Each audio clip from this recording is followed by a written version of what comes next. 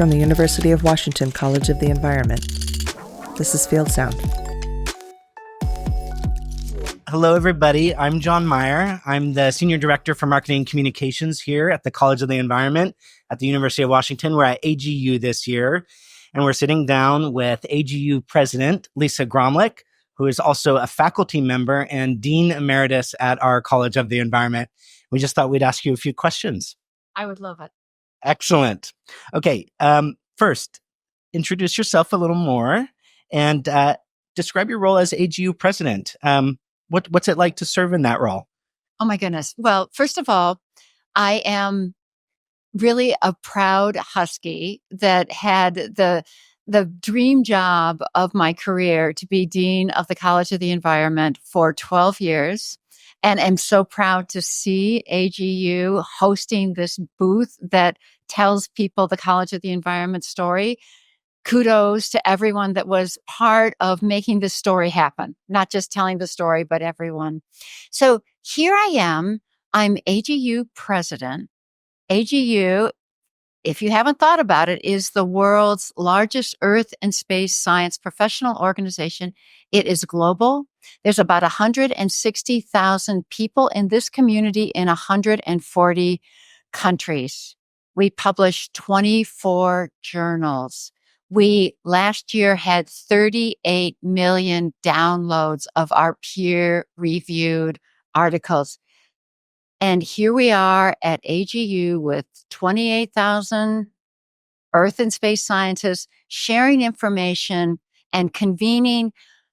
It's not just the regular, like you give a talk. There's so much more that goes on here because this is where the engine of science happens. New ideas are formed, new collaborations happen, and we have the ability to have a venue for talking to the public about the incredibly important work to do. So I'm so glad UW is here representing. It makes me thrilled. Can you tell me a little bit about one of your one or two accomplishments that you've had as president that you're most proud of?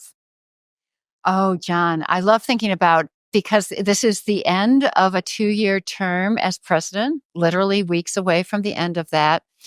When I got into the leadership position at AGU, there was actually a connection to UW because we had a leadership retreat where we asked ourselves, what can we do as the world's largest Earth and space science professional organization that other organizations can't?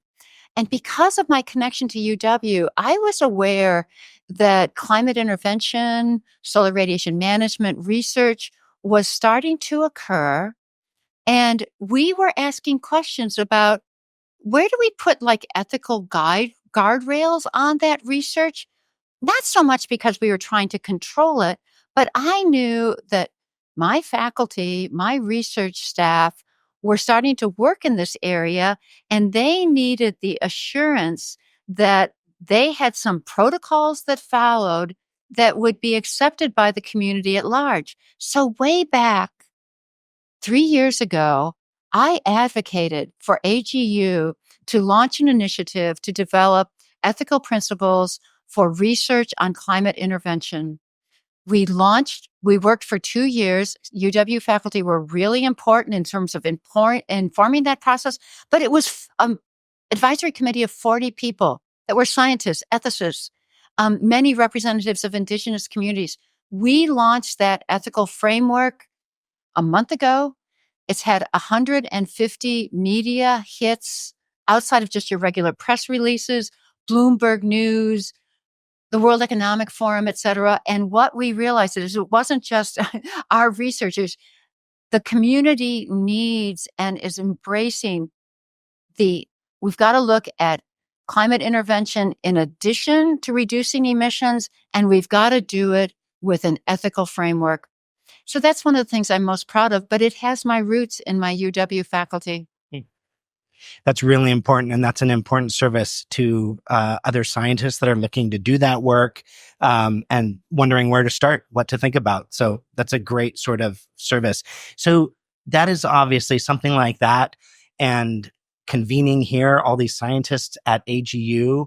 I can understand how that's helpful for scientists, how in a venue like this, a conference like this is helpful for scientists. How does AGU play in sort of the broader sphere? So in terms of connecting outside of the scientific community, say to policymakers, to businesses, to folks that are thinking about how we use all this great science for society? AGU, for a couple of decades now, has had a very carefully honed strategy for how we use our precious resources, because we are a member-funded organization, how we use our collective resources to advocate for science in a nonpartisan way. So within the U.S. context, we have a very active program that we call Voices for Science that trains scientists to communicate with their local, state, or federal decision makers about issues that are most salient for that, shall we say, congressional district or state. Yeah. And it's not just a sort of broad brush strategy. It's about who are the scientists that have the information that can be most useful to congressional staffers that are sitting on the brink of trying to make a decision about complex policy issues where our science can come in and be helpful. We're not preaching to the choir. We've got plenty of that going on. And we're not getting into battles that we know we're not going to win. We are seeking to connect science where it is most useful. We're excited because we've been able to expand that to the UK and to the EU, the European Union. And we see that as something that, as we learn more about how scientists and policymakers interact in other global venues, we will do that. The other piece is 4 years ago, we realized that we were involved in the global climate conversations, often by being IPCC, Intergovernmental Panel on Climate Change authors, and we publish really fat reports that kind of go into these UN-based processes, but that what would happen if we were actually on the ground in those large convenings that happen every November in various places during the world? And we did it 4 years ago, kind of with open eyes, and we're slightly daunted by the scale of these things. We have gotten good at it. And what we do when we are in these UN climate conference settings is make sure that we are having conversations that are global. My favorite story from the most recent COP was, this is the kind of thing that happens at COP. I'm walking into the venue. Somebody in front of me drops her glove. I pick up her glove. I say, "You dropped your glove. Hi, who are you?" She was an activist from the Maldives that was in desperate need of science capacity to do her work. I said, "Hello, we're AGU, and we are working now directly with community-based groups in the Maldives because of a drop glove." So like every time we can actually make a human trusted connection with the global community that needs scientific capacity to guide their adaptation into the loss and damage world of funding, we are there for them. That's really good to hear, because people need this, communities need this, societies need this, and this is a demonstration of where science has impact. So it sounds like those are some new areas of growth for AGU. Where do you hope AGU is in 5 to 10 years?